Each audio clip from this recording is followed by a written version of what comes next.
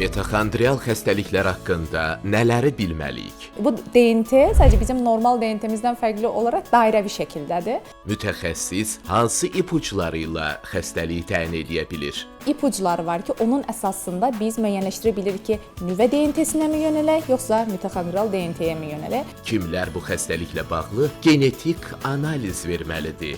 Valideyndə olduğunu da bilmədim, məndə olduğunu da bilmədim və həyat tərzim o hiperplaziya faizinin artmasına gətirib çıxarda bilər. İrsi faktor nə dərəcədə əhəmiyyətlidir? Bu irsilik sadəcə təsadüfən 2 nəsil sonra özünü göstərə bilir, belə hallarda müşahidə oluna bilir. Bioloji Təbabət İnteqrativ Müalicə Mərkəzinin mütəxəssis genetiki Jalə Nəsibova izah edəcək. Sağlam səhhətdə.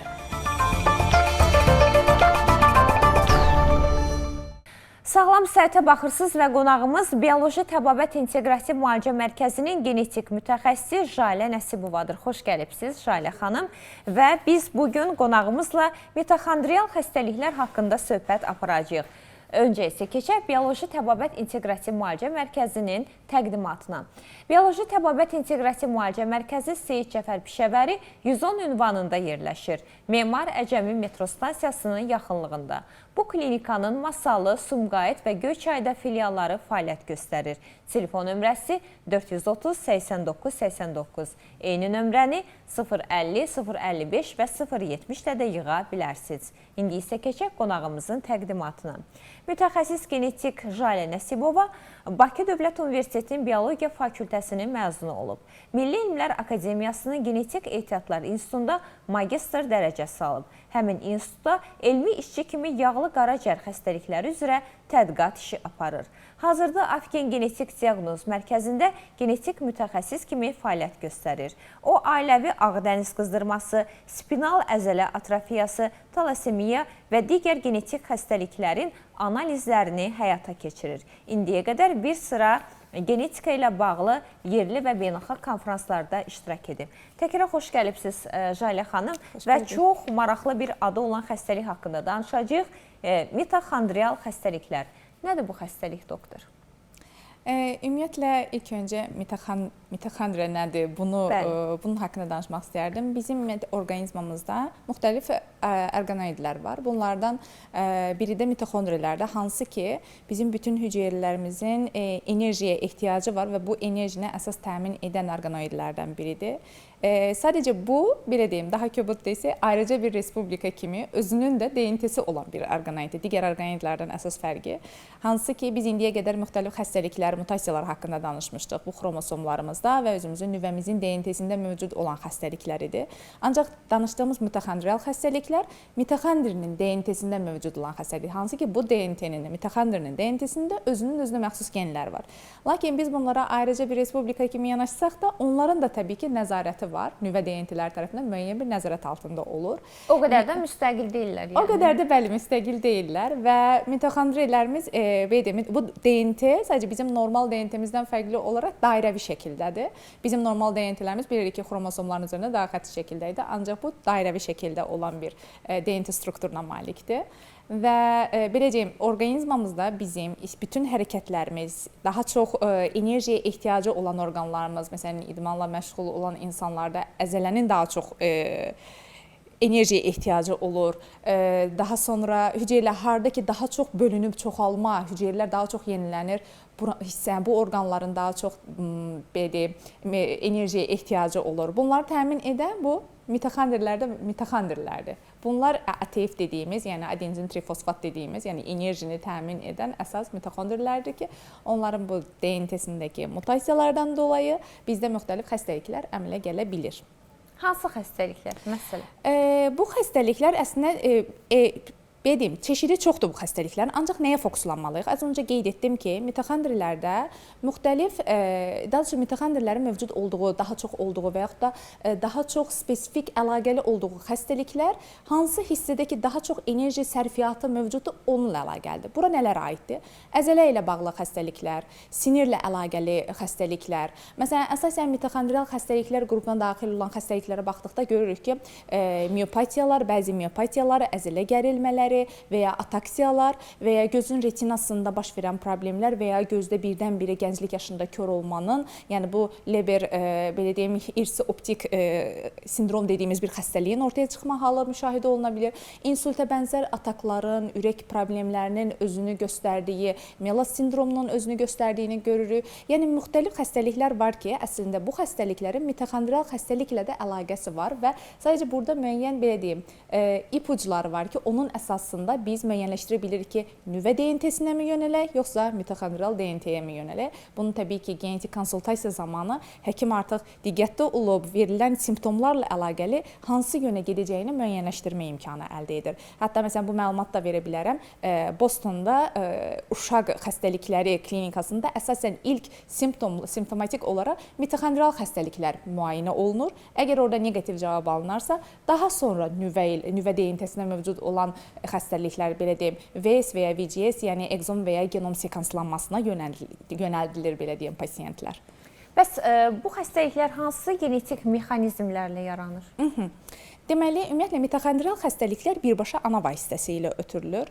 Bunun əsas səbəbi onunla əlaqəlidir ki, mayalanma zamanı yumurta hüceyrə çox böyük bir hüceyrə olub və onun böyük sitoplazmasının içərisində çoxlu mitoxondriyalar mövcuddur. Təbii ki, spermada da mitoxondriya mövcuddur və ancaq spermatozoiddə dedik, mitoxondriya nəyə, belə deyim, hansı işi görürdü? Əsas enerji istehsalı işini görürdü və spermatozoidlərin əsasən quyruq hissəsində mövcud olur mitoxondriyalar və mayalanma zamanı o mitoxondriyalar quyruq hissəsində hərəkəti təmin etdi. Ondan sonra mayalanma zamanı quyruq atılır və nəticədə atıdan heç bir mitoxondriya mayalanma zamanı hüceyrəyə, zigota keçmir. Əgər keçərsə, hətta bəzi araşdırmalarda çox nadir hallarda da olsa keçdiyi hal müşahidə olunub. Keçdiyi zaman belə hüceyrələr onu yad cisim kimi qəbul edib tamamilə məhv edir. Nəticə etibarilə bu zigotda, yəni bizdə yalnız anamıza məxsus mitoxondrial DNT mövcud olmuş olur və anamızın mitoxondrial DNT-sində hər hansı bir mutasiya varsa, biz birbaşa olaraq o mutasiyanı oradan əldə etmiş oluruq.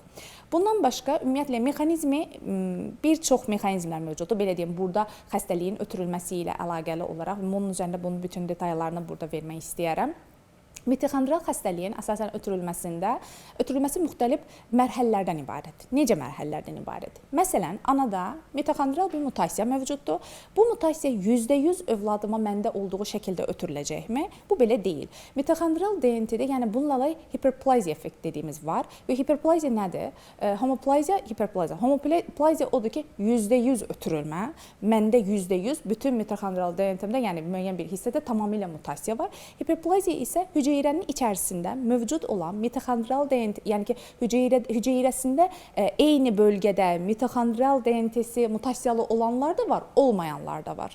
Yəni eyni hüceyrənin, eyni formanın həm normalları var, həm xəstələri var. Bu cür yanaşa. Bu heterozigotluq kimi bu haqqda danışmışdıq, bu kimi yanaşa bilərik. Lakin burada hiperplaziya faizi əsasında müəyyənləşdirilir və deyilir ki, simptomlar ortaya çıxır. Bəzən, məsələn, məndə mitoxondrial DNT-mdə mutasiya var və heç bir simptom göstərmir, çünki faizi çox aşağıdır. Ancaq mənim övladımda birdən-birə 80%-lərdə ağır simptomatik əlamət özünü göstərir. Bu nə ilə əlaqəlidir? Mayalanma zamanı hüceyrələrdən mitoxondriyaların ötürülməsi təsadüfi halda baş verir. Bu təsadüfi halda baş verməklə əlaqəli olaraq, yəni orada mövcud olan tamamilə xəstə, belə deyim, mitoxondriyalar da götürülə bilər, sağlamlar da götürülə bilər. Daha çox xəstələrin götürülməsi nəticəsində bəs mayalanmış olan hüceyrədə daha çox problemli mitoxondriyalar mövcud olacaq ki, bu da onun hiperplaziya faizinin yüksək olmasına, daha ağır simptomlar şəklində özünü göstərməsinə səbəb ola bilər və ya ümumiyyətlə anada baxmayaraq ki, müəyyən simptomlar özünü göstərir, ancaq sağlam hüceyrələr seçilmiş ola bilər və uşaqda ümumiyyətlə heç bir simptom göstərmir, tamamilə sağlam da ola bilər. Burada, yəni ki, hiperplaziya faizinin hesablanması da simptomatik olaraq özünü göstərmədə mühüm rol oynayır. Bir də onu qeyd etmək istəyirəm ki, bizim orqanizmamız ümumiyyətlə elə bir formadadır ki, məsələn, hər verilişdə mən bu haqda danışırdım ki, orqanizmamız bir sağlam nəsil formalaşdırmağa fokuslanmış bir orqanizmadır. Nəticə etibarilə daim hüceyrələrin sağlam qalmasını, xəstə hüceyrələrin orqanizmamızdan uzaqlaşmasını təmin etməyə, belə deyim, yönəldilib və bizim orqanizm mayalanma zamanı hansı ki, mitoxondriyaların ötürülməsi baş verəcək, bottleneck effekti dediyimiz bir effekt baş verir. Yəni, mitoxondriyaların birdən-birə yox olması baş verir. Baxmayaraq orada mutasiyalı var və ya yox. düşünün ki, 1000-dən birbaşa 100-ə düşmə baş verir. Bu 100-ün içərisindən lazım olanlar seçilir. Lakin bu proses də təsadüfi baş verdiyinə görə çox vaxt sağlam bir nəslin formalaşmasına kömək etdiyi halda bəzən tamamilə xəstə bir nəslin də formalaşmasına gətirib çıxarda bilir. Bəs ən geniş yayılmış yaxud ən çox rastınıza çıxan xəstəlik hansıdır? Az öncə dediyim kimi, mitoxondrial xəstəliklər ümumiyyətlə, belə deyim, geniş simptomları ümumiyyətlə onu qeyd edim, multisistemikdir. Bu nə deməkdir? Yəni biz düşünməyək ki, bir əlamətlə bu xəstəlik ortaya çıxır.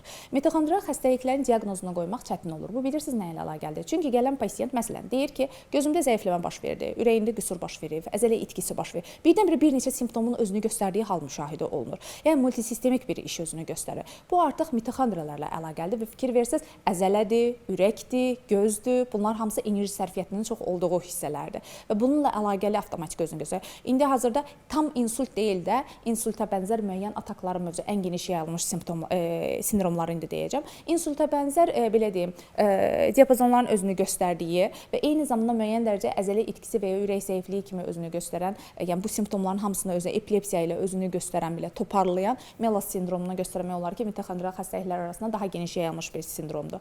Daha sonra erkən yaşda, gənclik yaşında birdən-birə gözün görmə qabiliyyətinin itməsi dediyimiz Lehon, yəni Leber irsi optik sindromunu göstərmək olar. Və ya qulaqda eşitmə qabiliyyətinin birdən-birə itməsi halı kimi müşahidə olunan DIF dediyimiz sindromu göstərmək olar. Və bu sindromlar əsasən və bunun kimi bir 5-6 sindrom var ki, daha geniş yayılmışdır mitoxondrial xəstəliklər arasında və bu xəstəliklərin hamısında birbaşa yenidən vurğulamaq istəyirəm ki, multisistemik olduğu üçün bir deyil, bir neçə simptomlarla özünü göstərir və nəticə etibarilə ona diaqnoz qoymaqda da çətinlik çəkir. Lakin buradakı birisi üstünlük nədir?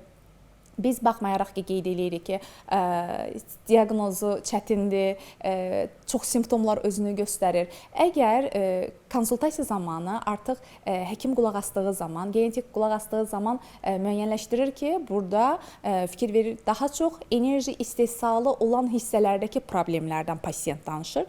Birbaşa yönlənir təbii ki, mitoxondrial xəstəlik istiqamətinə və bu zaman onun dediyi simptomlar mitoxondrial xəstəlik, hansı yöndə olan mitoxondrial xəstəliyi haqqında fikir irəli sürməyə bir ipucu verir, bir kömək edir. Hansı ki, biz nüvə DNT-sindən baş verən mutasiyalardan danışdıqda təbii ki, orada bəziləri multisistemik ola bilər. Ancaq genel olaraq müəyyən konkret simptomlar özünü göstərir və o simptomlar əsasında filan xəstəlikdir sözünü demək imkanı verirdi bizə.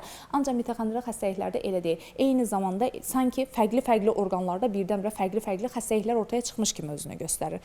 Buna görə də bu bizə mitoxondrial xəstəliyin hansı olduğunu müəyyənləşdirmə imkanı verir və erkən yaşda az öncə dediyim kimi görmə etkisi, geniş yayılanları qeyd edirəm. Erkən yaşda eşitmə qabiliyyətinin itməsi, bəzən ümumiyyətlə əzələ zəifliyi və inkişafda gerilik kimi özünü göstərən ürək əzələsinin zəifliyi, əzələ itkisinin baş verməsi, hətta beyin hüceyrələrinin degenerasiyası kimi özünü göstərən simptomlar, insulta bənzər ataksiyaların olması halı müşahidə oluna bilər. Bunlar əsasən belə hallar müşahidə olunduqda və bəzi biokimyəvi və genetik testlərə müraciət etmək məcburiyyətindədir pasiyentlər. Ən azından gelib məsləhətləşmək məcburiyyətindədir ki, pasiyentlər. Çünki bunun sonu, yaxşı yerə gəlib çıxmır, mütləq öncədən müəyyən tədbirlər görülməlidir. Bəs diaqnostikası necə təyin olunur? Diaqnostikası necə təyin olunur? Belə ki, əgər müəyyənləşdirildi, bu zaman müxtəlif diaqnoz metodları var. Başlanğıc şübhələnmə üçün müəyyən biokimyəvi testlər var ki, o biokimyəvi piruven, laktat və s. bunların faizinə baxılır. Daha sonra genetik testlər kimi təbii ki, biz mitoxondrilərdə qandan, əzələ biopsiyası və ağız mukozasından götürülmüş nümunələrdən mitoxondrial DNT analizi verilir və bu mitoxondrial DNT analizi nəticəsində mövcud olan o genlərin hansında nə kimi bir mutasiya olduğu müşahidə olunur və bu mutasiyalardan dolayı da təbii ki, bu mutasiyaların yaranması, onu tetikləyən müəyyən simptomlar da olur. Bunlar onun daha ağırlaşmasına da gətirib çıxarda bilər. Bunu birazdan danışarıq. Bunu müəyyənləşdirirlər ki, hansı hissəsində nə kimi bir mutasiya var və bu mutasiyanı müəyyənləşdirdikdən sonra bu mutasiyaya nəzarət edən nüvə DNT-sindəki genlərə də hətta baxırlar ki, oradakı nəzarət hansı səviyyədədir. Çünki az öncə dedik, müstəqil respublika deyil, ayrı bir respublikası olsa da idarəsi var. Bunların hamısının qarşılıqlı əlaqəsi nəticəsində artıq müəyyən bir müalicə metodları tətbiq olunur. Təəssüflər olsun ki, hazırda mitoxondrial DNT-nin tamamilə müalicəsi, o dediyimiz kimi gen terapiyalar kimi o cür müalicəsi yoxdur. Müəyyən müalicə metodlarına, belə deyim, metodları tətbiq etməklə pasiyentin sadəcə belə deyim, yaşam tərzi, yaşam keyfiyyəti yüksəldilir. Həyat keyfiyyəti Bəli, həyati sadəcə. keyfiyyətləri yüksəldilir. Lakin o genlərdə yenə mutasiya olur, yenə müəyyən dərəcə müalicəyə bağlı olaraq həyatını davam etdirməli olur. Bəzən sadəcə müəyyən dərəcə həyati keyfiyyətlərini yaxşılaşdırma imkanı əldə etsə də, yəni xəstəliyin simptomları müəyyən dərəcə ağırlığı özünü göstərməkdə davam etsə də, ancaq bunu əvvəlcə müəyyənləşdirmə bundan sonrakı mərhələ üçün valideynlərin nə kimi bir yol izləməsinə imkan verə bilir. Diaqnostikasında az öncə dediyim kimi bu cür testlərə, bu cür əsasən genetik, biokimyəvi testlərə daha çox müraciət edilir. Bəs Jalə xanım, çox maraqlıdır. Kimlər gedib bu xəstəliklə bağlı genetik analiz versinlər? Deməli, bu xəstəliklə bağlı ümumiyyətlə müəyyən simptomlar müşahidə olunanda erkən yaşda, uşaqlıq yaşında müəyyən simptomlar, birdən çox simptomun və yaxud da birdən çox belə deyim, narahat edici əlamətin ortaya çıxdığı müşahidə olunursa, yəni bu adi əlamətlər deyil, o uşağın həyati keyfiyyətlərinə təsir edir. Əzələ qabiliyyətində gerilimə, əzələlərdə məsələn biz SMA xəstəliyindən danışmışdıq, hansı ki, əzələlərdə deyilən əzələnin bərpa olma qabiliyyətinin itməsi. Bu uşaqda birdən-birə inkişafda gerilik müşahidə olunur. Bu uşaqda birdən-birə əqli gerilik müşahidə olunur. Görməsində zəiflik, danışması birdən-birə itməyə başlayır. Bir çox simptom birdən-birə özünü eyni zamanda göstərməyə başlayır. Və ya yetkin yaşda olan bir insandır. Birdən-birə görmə qabiliyyəti zəifləyir və itməyə başlayır və sürətli şəkildə ilə və yaxud da eşitmə qabiliyyəti birdən-birə zəifləyir və itməyə başlayır və birdən-birə ümumiyyətlə əzələ tonusu, əzələ gərginlik və sair kimi əlamətlər özünü göstərir. Bu zaman onlar mütləq şəkildə üzərinə ciddi şəkildə düşməlidirlər ki, məndə nə isə bir şey baş verir. Niyə bu yaşda özünü göstərib və yaxud da birdən-birə nə oldu mənə? Müraciət etməlidirlər. Bəzən pasientlər düşünürlər ki, mənə indiyə qədər bir şey olmadı, indi birdən-birə belə oldu. Bu, yəni ki, kənar faktorlarla əlaqəli fərqli bir şeylər axtarırlar altında. Amma bəzən həqiqətən biz anadan aldığımız, irsi ötürülən belə deyim, bir mitoxondrial xəstəliyə sahib isə, hiperplaziya faizi aşağıdır və məndə simptomatik olaraq özünü göstərmirsə və mən valideyndə olduğunu da bilmədim, məndə olduğunu da bilmədim və həyat tərzim o hiperplaziya faizinin artmasına gətirib çıxarda bilər. Bu necə baş verir? Bunu da demək istəyirəm. Ən azından bunun haqqında da müəyyən dərəcə məlumatlı olsunlar. Bu nə ilə əlaqəlidir? Məsələn, mən az öncə dediyim kimi enerji istehsalı çox olan orqanlarımızda problemlər başlayır ortaya çıxmağa. Mən irsi olaraq valideynimdən hər hansı bir mitoxondrial DNT, mutasiyalı mitoxondrial DNT əldə etmişəm. Və belə olan halda bilmədən normal digər sağlıqlı insanlar kimi həyat fəaliyyətimi davam elətdirirəm. Mən buna edə bilmərəm. İlk öncə müəyyən dərəcə kiçik bir simptomlar onsuz da başda özünü göstərməyə başlayır. Da bilmirəmsə və yaxud da kiçik simptomlar özünü göstərməyə başlayırsa, ciddi şəkildə üzərinə düşüb daha sonra həyat fəaliyyətimi ona görə ayarlamalıyam. Ən sadə bir şey deyim, idman etmək. Normalda mitoxondrial DNT-sində problem olan insanlar daha orta səviyyəli və nəzarət altında idmanlar etməlidirlər. Əks halda onlarda mutasiyanın, hiperplaziya faizinin artmasına, simptomların daha kəskin şəkildə ortaya çıxmasına və nəticədə daha ağır hallarla belə deyim, nəticələnməsinə gətirib çıxarda bilər. Yəni bunu nəzarət altında saxlamaq vacibdir və bunun üçün də mütləq şəkildə ən kiçik simptomlarda belə müraciət olunmalıdır həkimə, müraciət olunmalıdır genetika lazım gəldikdə, ətrafda varsa ən azından məsləhətləşilməlidir, yoxdursa mütləq konsultasiyadan keçilməlidir. Ümumiyyətlə genetik konsultasiya bəzən göz ardı edilə bilər, ümumiyyətlə və ya məlumatsızlıqdan irəli gələ bilər və ya ən adi simptomdan dolayı düşünülə bilər ki, bu heç də ehtiyac yoxdur bu istiqam, bu genetik deyil, məndə genetik yoxdur, mənim nə anamda, nə atamda və s. heç kimdə yoxdur. Amma hiperplaziya faizini sən bəlkə də həyat fəaliyyətinin nəticəsində artırdığın üçün səndə özünü göstərməyə başlayır. Buna görə də gedib, danışıb bu məsələlərin üzərinə bu formada düşmək lazımdır.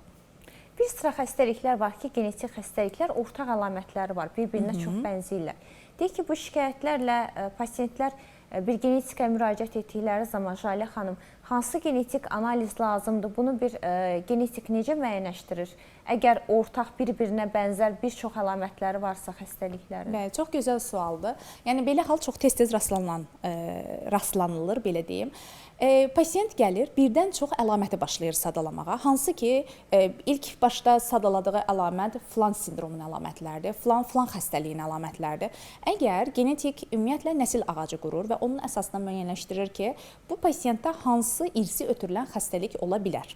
Əgər müəyyənləşdirilə bilmirsə, yəni hər kəsdə fərqli-fərqli simptomatik əlamətlər özünü göstərirsə və bir kəsdə birdən çox əlamət artıq özünü, hansı ki, bir neçə xəstəliklə əlaqəli olan, ortaq deməyək də, hətta hər xəstəlik üçün spesifik olan əlamətlər özünü göstərirsə, Bu zaman biz onları əsasən yönləndirəcəyik whole exome dediyimiz, yəni exomların bütün hamısının ehtiyac olduqda whole genome sekans analizlərinə yönləndirilir və nəticə etibarı ilə bizim nüvə DNT-mizdə 20.000 gen var və bunların hər birinə ayrı-ayrı baxılır və bunun nəticəsində müəyyənləşdirilir. 20.000 genin hər birinə ayrı-ayrı baxılır. Bəli, onlara baxılır və onun nəticəsindən ona görə də whole exome sekans analizləri əslində bahalı analizlərdir və bəzən düşünülür və yaxud da pasiyentlər düşünə bilər ki, bu çox bahalı analizdir, amma onun arxasında çox böyük bir zəhmət durur və onun analizinin özü olduqca zəhmətli bir mərhələdir və oradan sizə nəticələr çıxarılır, verir. Ona görə whole exome sekans analizləri əsasən bahalı analizlər olur.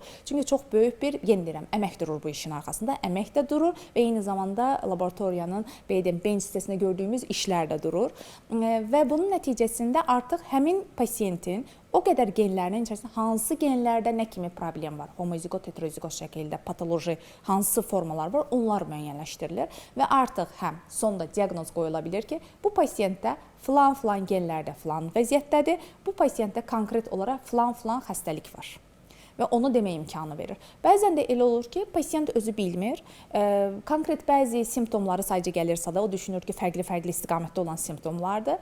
Nəsil ağacı qurulduqda müəyyənləşdirilir ki, burada irsi ötürülən filan xəstəlik, yəni nəsil boyu irsi ötürülən filan xəstəlik müşahidə oluna bilir.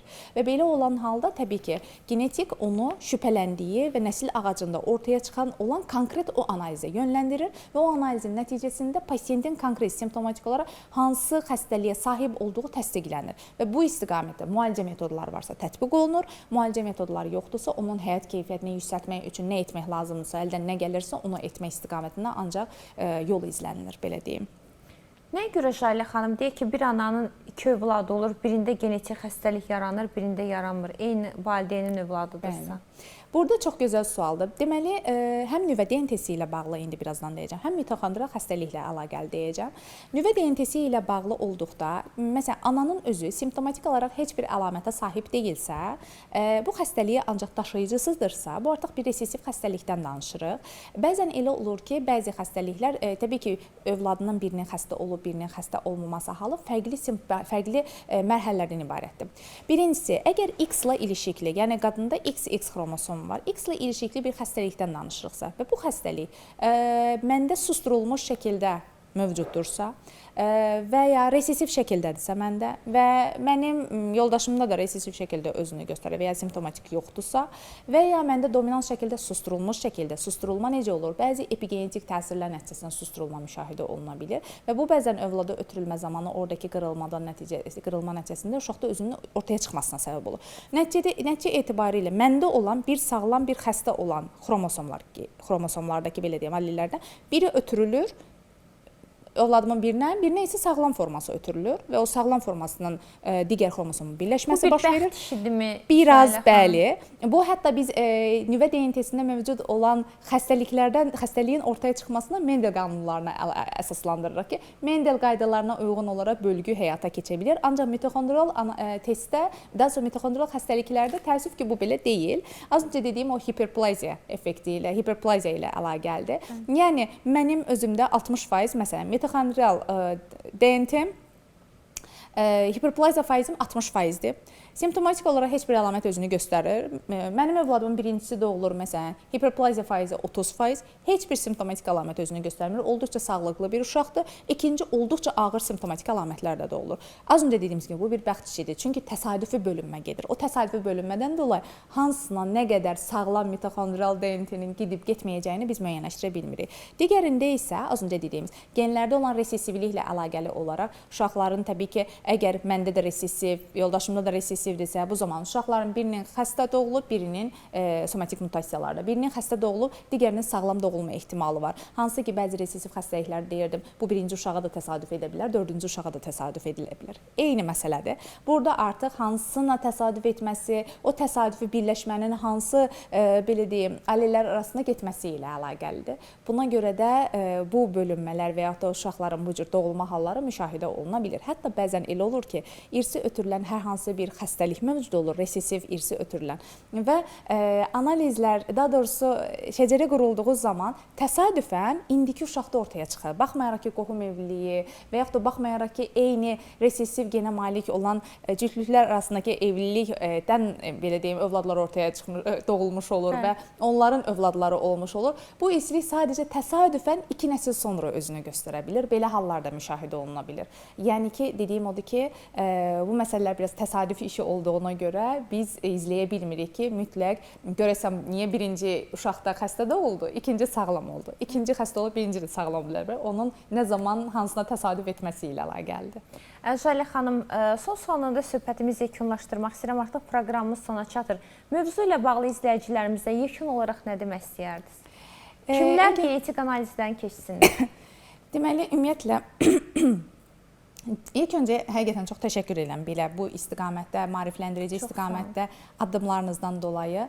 Ümumiyyətlə, ən kiçik simptomlara malik olan pasiyentlər belə fərqi yoxdur. Yəni ki, erkən yaşlarda müəyyən simptomatik əlamətlər özünü göstərirsə, əzələ zəifliyi ilə əlaqəli, körpələrdən danışıqsa inkişaf geriliyi ilə əlaqəli, gənc yaşda eşitmə və ya görmə ilə əlaqəli və ya ümumiyyətlə kiçik göz ardı etdiyimiz, bundan heç bir şey olmaz dediyimiz kiçik simptomatik əlamətlər ola bilər. Hansı ki, bu işin başlanğıc mərhələsində olduğu üçün belə ola bilər. Zaman keçdikcə pisləşə bilər. Belə olan halda ən kiçik simptomatik əlamətlərdə belə ümumiyyətlə həkimlərə müraciət edilməlidir. O əgər həkimlər bu vəziyyətin cavabını, qarşılığını verə bilmirsə, hər özünün spesifik sahəsi olan həkimlər qarşılığını verə bilmirsə, bu simptomlardan dolayı nə tür bir yol izlənilməsini müəyyən edə bilmirsə, mütləq şəkildə genetik konsultasiyadan keçilməlidir. Genetik konsultasiyada təkcə sizə deyil, sizdən öncəki ananız, atanız, nənəniz, babanız, onlara belə baxılıb sizə diaqnoz o şəkildə qoyula bilər, sizin simptomlarınızla bərabər.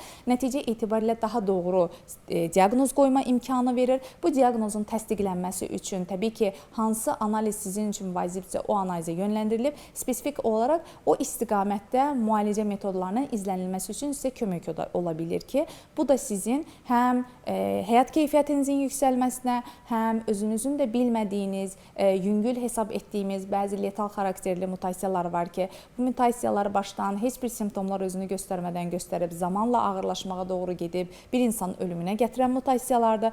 Bunların qarşısını alma imkanı verir. Buna görə də, yəni, mənim hər kəsə kiçik bir məsləhətim ola bilər ki, heç bir kiçik simptomu göz ardı etməsinlər. Gəldiyinizə görə təşəkkür edirəm Jalə xanım, çox sağ olun. Əziz tamaşaçılar, bizim qonağımız Bioloji Təbabət İnteqrativ Müalicə Mərkəzinin mütəxəssis genetiki Jalə Nəsibova idi. Sizinlə isə sağollaşırıq, yenidən görüşünüzə gəlmək ümidi ilə sağ olun, sağlıqla qalın.